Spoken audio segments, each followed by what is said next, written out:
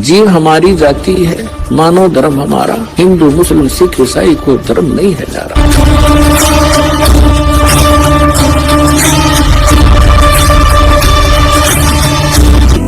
इस मार्ग पर हमने कितना समर्पण चाहिए, कितनी दृढ़ता चाहिए। बालकों का खेल नहीं है ये।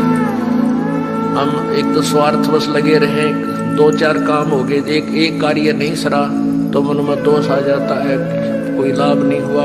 हमने टारगेट जो बना रखा होता है, अगर वो हो जाए तो हम समझते हैं भगवान ने ठाठ कर दिए।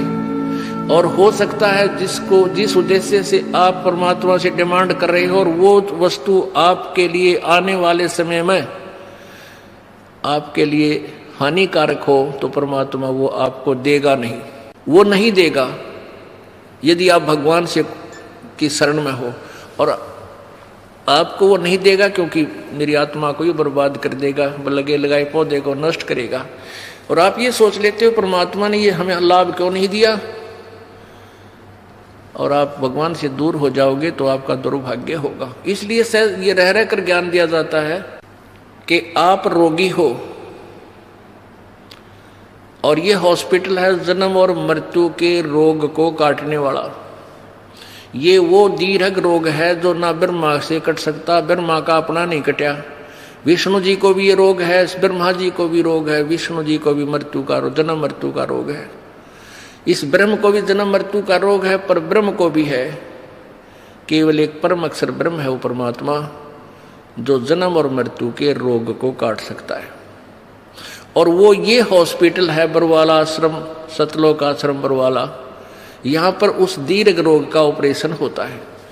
अब सच परमात्मा के दरबार में आप आगे, जैसे आप हॉस्पिटल चले जाते हो, आज हॉस्पिटल में जाके आप डॉक्टर को अपना रोग बता देते हो, डॉक्टर अपनी जांच करके क्लियर कर लेता है कि हाँ आपको ये रोग है, फिर वो आप कहते हो जी ट्रीटमेंट कर दो। तो उसमें डॉक्टर आपका ट्रीटमेंट करता है, आपका जो है इलाज करता है, तो उसमें आपकी सलाह नहीं लेगा। वो अपने हिसाब से आपको इंजेक्शन लगाना, इंजेक्शन लगाएगा, ग्लूकोज लगानी है ग्लूकोज लगाएगा। और यदि ऐसी कोई स्थिति आ गई तो आपका ऑपरेशन भी करेगा। हाँ, इतना अवश्य बता देगा कि इसके ऑपरेशन की आवश्यकता पड़ेगी, बोल तरीके सलाह है। यदि आप कहोगे ऑपरेशन नहीं कराता तो जा अपने घर में मर, ऑब्जेक्शन है तो जा, फिर जाते मरेगा। तो ऐसे ही यहाँ आप आगे, और ये दास डॉक्टर है, परमात्मा कबीर जी की पावर से सारा काम होगा। तो आपको जैसा भी कुछ मिले, जैसा भी मालिक रखे, आपको नो ऑब्जेक्शन होना चाहिए। यानी जो रखे तो ही रहूं, मेरा के सारा खाने जाद खरीद हूं गुलाम तुम्हारा। परमात्मा जैसे भी आपको रखे, अब चाहे आपको ये दिखे कि हमारे ये हानि होगी, नहीं, हानि नहीं, ना जाने के बड़ा कहर टाल दिया आपका, आप नहीं सोच सकते, आप बालक हो। एक 2,000 10,000 रुपये की हानि में आपका 10 लाख का नुकसान टाल देगा परमात्मा। और आप ये सोचोगे कि हमें ये हानि नहीं होनी चाहिए थी, हमने नाम भी ले रखा है, तो ये आपकी गलती है। पुण्यात्माओं, परमात्मा कबीर देव जो है ये हमारे पाप कर्मों का नाश कर देता है। अब जैसे आप सोचते हो कि भी हमें ये हानि नहीं होनी चाहिए थी, हमें ये नहीं होना चाहिए था, तो फिर आप इस भक्ति का लाभ प्राप्त नहीं कर सकते। जैसे आप यहाँ आए हो, आपको 1 2 3 लाभ तो परमात्मा कबीर जी अपने कोटे मत देगा, ऐसा लाभ देगा आप सोच भी नहीं सकते कि मुझे ऐसा सुख हो गया भगवान, हे परमात्मा। अब यहाँ जो भाई बहन आते हैं, जो 2 वर्ष 3 वर्ष के लग रहे हैं, 4 वर्ष के 5 वर्ष हो गए, वो शुरू में आते हैं, जो तो ये कहे जी हमारा ये नुकसान हो गया, ये लाभ नहीं होता, ये बीमारी होगी, ऐसा नहीं होता। 2 वर्ष के बाद जो सच्चे दिल तो लगते हैं, नाम खंड नहीं करते, 2 वर्ष के बाद उनके पास जुबान नहीं रहती, हमके मांगा भगवान, तो बिना मांगे देने लग जाता है। इतना सुख दे देगा आपको। अब वो जो नए नए आते हो तो अपने दुख बताते हैं, और उनको क्योंकि आपके पिछले पुण्य नहीं थे, बैटरी चार्ज नहीं थी, तभी तो आपको दुख हुआ। आपके प्रारब्ध में वो पाप थे, अब परमात्मा ने आते ही वो पाप काट के आपके सुख लिख दिए, तो अपने कोटे से आपको दिया। फिर आपको कहा जाता है कि बेटा, बच्चा बेटी, अब तू भक्ति करके अब अपनी कमाई स्वयं कर। एक दो सुख तो इसलिए दिया जाता है कि ये पहचान ले कि भगवान है यहाँ पर, और फिर आपने स्वयं अपनी मजदूरी करनी पड़ेगी, तभी तुम सेठ होगे। तो यहाँ आते हो, जैसे कोई भक्त आता है, पहले तो आप सच्चे दिल से शुरू में लगते नहीं। यदि आप शुरू से समर्पण कर दो और छोड़ दो सब पूजाओं को, देखना आपके ऊपर 1 वर्ष के अंदर वारे न्यारे कर देगा भगवान, लेकिन नहीं कर पाते। उसके लिए काल ने हमें कैसे बांध रखा है। जैसे एक परिवार में एक आदमी नाम ले लिया, एक व्यक्ति ने, और 5 व्यक्ति अनुपासना करने वाले, तो आपके नियम को वो खंड करवा देते हैं, और फिर आपको हानि होनी बराबर रह जाती है, वो लाभ पूरा नहीं मिलता। फिर आपको समझाया जाता है, दृढ़ किया जाता है कि ये पूजा मत कर, अनुपासना नहीं करनी है। परमात्मा कबीर जी कहते हैं, 100 वर्ष तक सतगुरु पूजा, एक दिन अनुपासी, वो अपराधी आत्मा फिर पड़े काल की फांसी। 100 वर्ष आपने साधना कर रखी है, परमात्मा की साधना, सत्य साधना, एक दिन अनुपासना कर ली, अन्य देवी देवता क्रियाक्रम कर दिया, तो तेरा सारा नष्ट हो जाएगा।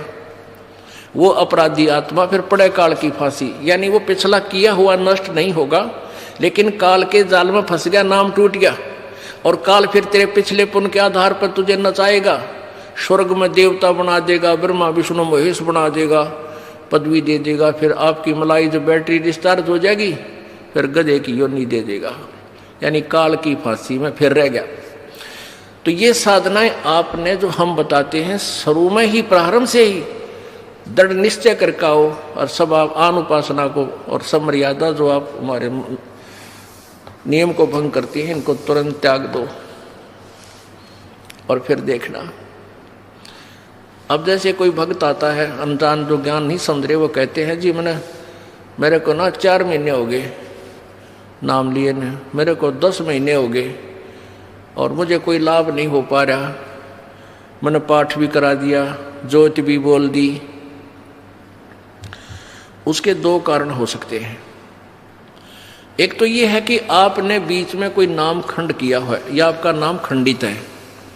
जब नाम कनेक्शन कट गया तो पावर आएगी नहीं, तो बिजली नहीं आएगी, तो आपके पंखे चले ना कूलर चले।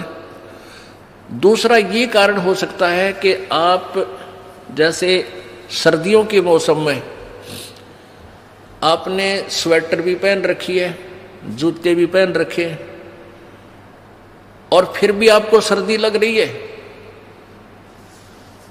तो क्या कारण है कि सर्दी घनी है। सर्दी घनी है तो उसका क्या उपाय है कि जर्सी और पहन, और जर्सी से भी सर्दी लग रही है तो कंबल और ले। उसका विकल्प यही है, और तरीका नहीं। अब कोई ये कहे कि मैंने स्वेटर भी पहन रखी और फिर भी सर्दी लगती है, क्या फायदा हुआ, मैं तो स्वेटर निकाल कर फेंक देता हूँ, तो वो बोली बूच होगा होता है। अब आपने नाम ले लिया, आपने जोत भी करा चढ़ा दी, जोत भी लगवा दी, धर्म पाठ भी करवा दिया, और फिर भी आपके ऊपर थोड़ी बहुत आपत्ति है, तो पाप कर्मों की सर्दी बहुत भयंकर है। यदि देखो आपने कंबल ओढ़ लिया, कंबल ओढ़े हुए हो और फिर भी सर्दी लग रही है, तो क्या उस कंबल को फेंक देने से सर्दी खत्म हो जाएगी? नमूनिया होगा।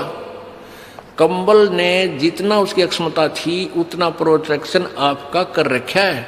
अगर ये कंबल भी ना होता इतनी सर्दी में, तो नमूनिया हो जाता आपको। तो ऐसे ही आपके ऊपर पाप कर्मों की सर्दी घनी है, और इतना कुछ धर्म करने के बाद भी थोड़ा बहुत ठूं ठा की हाथ पांव ठंडे हो रहे हैं, तो क्या नाम छोड़ देने से आपको लाभ हो जाएगा? वो नाम रूपी कंबल को फेंक देने से, धर्म रूपी कंबल को फेंक देने से आपको हानि होगी। उसका तरीका है कि और बढ़ा, रजाई ओढ़नी पड़े, रजाई ओढ़, और आग बाल के सेंकना पड़े तो आग बाल कर, हाथ पैर सेंक के अपना गर्मी प्राप्त कर। तो ऐसे ही इसी तरह धर्म और बढ़ा, पुण्य बढ़ा, पाठ और कर, जोत चढ़ा। जैसे एक टेबलेट थे, पेट का दर्द ठीक ना हुआ 2 ले, एक दिन बना हुआ तो लगातार 1-1 महीने भी गोलियां खानी पड़ जाती है, जब वो इलाज होगा उसी तरीके से। तो आपका जो ये पाप रूप कर्मी जो कर्म रूपी सर्दी से आप जो परेशान हैं, इसका यही तरीका है। और इसमें आपने पीछे नहीं हटना, आगे को बढ़ना चाहिए।